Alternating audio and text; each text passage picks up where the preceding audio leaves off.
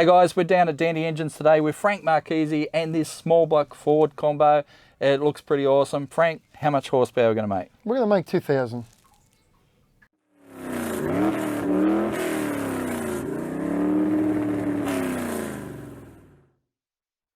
So Frank, for the guys at home, tell us about this small block combo. It's what, 427 cubes? 427 cube.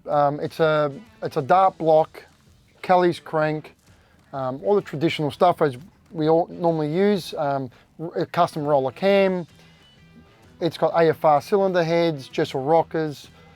This one here has a timing chain. I usually go for the Jessel belt drive, but this one's like, we try to make it as streetable as possible. Even an internal oil pump, I usually use an external oil pump.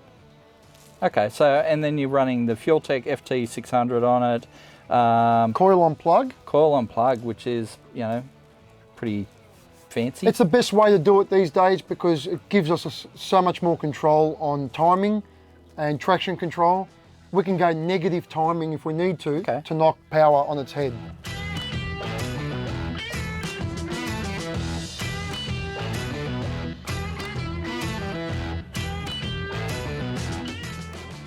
Now, you were having some development issues yesterday in that you were trying electric pumps. They weren't delivering the fuel flow that you wanted. You've gone to a mechanical fuel pump, and that's working better for you. Well, there's no better way to do this than do it on an engine dyno. On an engine dyno, we have a final resolution for one power pull, simulating one gear. Yep. So we don't have to go through the burnout process and everything. And we just found that the fuel delivery just wasn't quite ample with two pumps going, and that's us increasing the current to them, the amperage.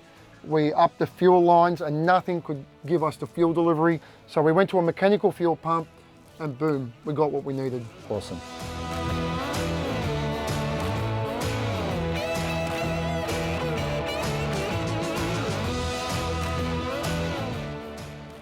All right, so big turbo here. You got like the Precision Pro Mod 98mm turbo. That's still a bit warm.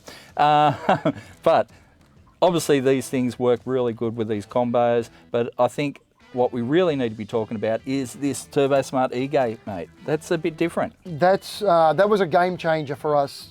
No more CO2 controlled wastegates. Electronically controlling what we want the turbo to do and the boost to do. You command 20 pound, it makes 20 pound. The best part about it is, at 20 pound before, you didn't know where your wastegate was or where the valve was positioned in the wastegate. Now we can tell. It took, the valve had to be 85% open to make 20 pound of boost. Yeah, so with that old mechanical system was kind of a hit and miss where it'd well, do let's it. And talk like about you said, that. yeah. You know, let's talk about that. Before you had CO2 and boost pushing one way and CO2 pushing the other way.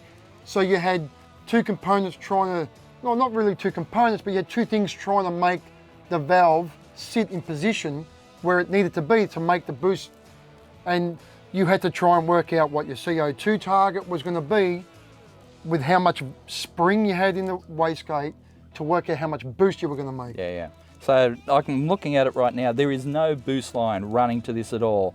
There is. We have water. You got water cooling, and you got a temp sensor, and some wires to control the mechanism inside. That's right. So no boost lines, nothing like that. No CO2 to run out in when you're in the at the line of the drags. We've seen so many guys lose races. We've lost a lot of races with even as simple as a line getting melted or popping off. Yeah. Hopefully those days are going to be gone. That'll be amazing. These things, like we've said it before, it is a game changer, and it is. It is going to change everything we know about controlling boost on turbochargers. And it's only a 60mm gate. You've got this massive turbo, but that's doing everything you want to do. And even when we're talking about tuning before, you could run this, like you can run this gate wide open. That's then like a naturally aspirated engine. You can just cruise around.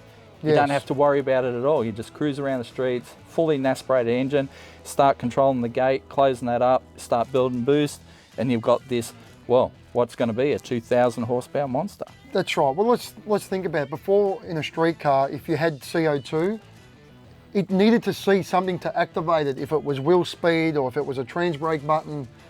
You know, now we don't need that CO2 bottle in the street car. We don't need all the lines that run with a CO2 bottle and a regulator. And if you have a tune-up from the ECU like we have in the Fuel Tech, we can store four tune-ups. So if we have a street tune-up and we only want it to make 10 pound on the street or 20 pound on the street, you don't have to refer back to a CO2 bottle to do it. Yeah, no, the CO2 system has always been a fairly complicated system, and you know, you see a lot of guys having to go that way when they get up to this level. Well, now it's going to be a thing of the past. Let me put it this way. Before, you could have a tune-up with a boost curve in it, and if you didn't have the CO2 bottle on, that tune-up didn't mean nothing. Yeah, that's right. Providing you got power going to it, it's going to make that boost and it's going to hold the valve at that position every time. Yeah.